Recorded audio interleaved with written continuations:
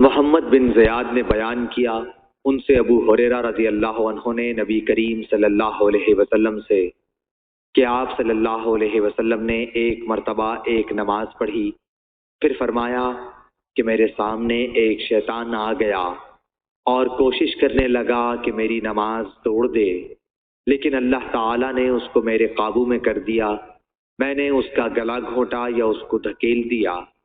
آخر میں میرا ارادہ ہوا کہ اسے مسجد کے ایک ستون سے باندھ دوں اور جب صبح ہو تم بھی دیکھو، لیکن مجھے سلیمان علیہ السلام کی دعا یاد آ گئی، اے اللہ مجھے ایسی سلطنت عطا کیجئے جو میرے بعد کسی اور کو نہ ملے۔ اس لیے میں نے اسے چھوڑ دیا اور اللہ تعالیٰ نے اسے ذلت کے ساتھ بھگا دیا۔ صحیح بخاری حدیث نمبر 1210۔